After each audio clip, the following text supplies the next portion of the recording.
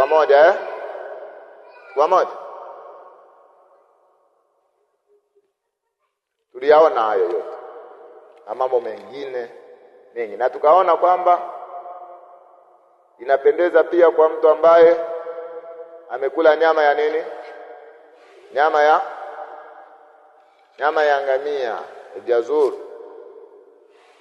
Aliyekula nyama ya ngamia inapendeza kwake yeye pia kufanyaje? Kupata udhu. Wa akulu ma masatuhu an-nar, nakula kile ambacho hakijagusishwa na moto. Hakijagusishwa na nini? Na moto. Kwamba ni sunna kupata nini? Udhu. Wa akulu lesh lahmi al-jazur, la nyama ya al-jazur, ngamia hiyo inapendeza kupata udhu. Na tuliona kwamba hii nyama ya ngamia si katika vitenguzi vya udhu kama ilivyo katika madhhab nyingine ya Hanabila. Wao wanaona kwamba kula nyama ya ngamia kunatengua nini? Kunatengua nini? Udhu. Lakini madhehebu yetu ya Shafi'ia, kula nyama ya ngamia kutengui udhu, bali inapendeza kama tulivyosoma kwamba inapendeza kupata udhu kwa yule ambaye amekula nyama ya nini? Nyama ya ngamia. Lakini si kwamba umetengukwa na udhu. Na haya ni katika zile hadithi ambazo zimekuja zikizungumzia juu ya masala kama haya. Miongoni mwa hadithi zilizokuja zikizungumzia mambo kama hayo ni hadithi ya Jabir. Pamoja uliona hadithi ya Jabir ya kwanza inazungumzia udhu tokamana na kula nyama ya ngamia. Pamoja lakini hiyo hadithi ni mansukh. Hadithi hiyo ni mansukh. Na hadithi ambayo imekuja kuifanyia nasakh, kuifuta hiyo hadithi ya Jabir radhiyallahu anhu, ala kana akhirul amrayn Rasulullah sallallahu alayhi wasallam tarkul udhu mimma ghayyarat an-nar. Ilikuwa mwisho wa mambo ya Mtume sallallahu alaihi wasallama mawili. Aacha mwisho wake wa Mtume sallallahu alaihi wasallama ni kuacha udhu kwa yule ambaye kwa kila ambacho tarkul udhu mimma ghayyarat an-nar, kwa kile kitu ambacho kimebadilishwa na nini? Na moto. Hii hadithi inapatikana katika kitabu Abu Daud, wa Musnad wa Abu Daud, kitabu Tahara, babu fi tarkil udhu mimma massatin nar, hadithi nambari 192. Na katika kitabu An-Nasa'i, kitabu Tahara, babu tarkil udhu mimma ghayyarat an-nar, hadithi nambari 185. Kwa chochote kila ambacho kimeguswa na nini?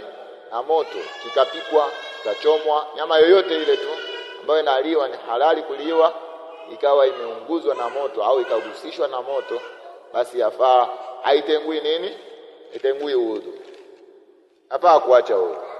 Ikana akhiru ma amara bihi, mwisho wa yale ambayo ameamrisha Mtume sallallahu alayhi wasallam kabla wafati, kabla ya kufa kwake, alla udhu'a mimma atharat bihi an-nar shay'an au kulliyan au tabahan. Pamoja kwamba hakuna kupata udhu kwa kila ambacho kimepata athari kupitia moto, iwe ni kitu kidogo au kizima au kimepikwa. Kwa hiyo lahmul jazur kana ama ghair, iwe ni nyama ya ngamia au isiwe nyama ya ngamia, madamu imegusishwa na moto, basi hakuna haja ya kupata nini? Udhu. Sisi Mashafia tunatumia dalili ya hivi, kwa maana ile hadithi ya kwanza ambayo imekuja kuzungumzia, hadithi aliyoipokea Jabir bin Samra radhiyallahu anhu, kwamba anna rajulan sa'ala Rasulullah sallallahu alayhi wasallam atawadha min luhumil ibli, kwamba je, nitawadha kutokamana na kula nyama ya ngamia? Ala na'am. Mtume sallallahu akasema ndio, tawadha min luhumil ibli, basi tawaza kutokana na kule kula nyama ya ngamia. Hii hadithi tunasema ni mansukh. Hadithi hii ni nini? Mansukh. Kwa hiyo sisi Mashafi'i tunasema kwamba kula nyama ya ngamia hakutengui nini? Hakutengui udhu. Bali unaweza ukala nyama ya ngamia ukapata udhu. Ni sunna, ni jambo linalopendeza kupata udhu kwa ajili ya kujiondoa katika khilafu.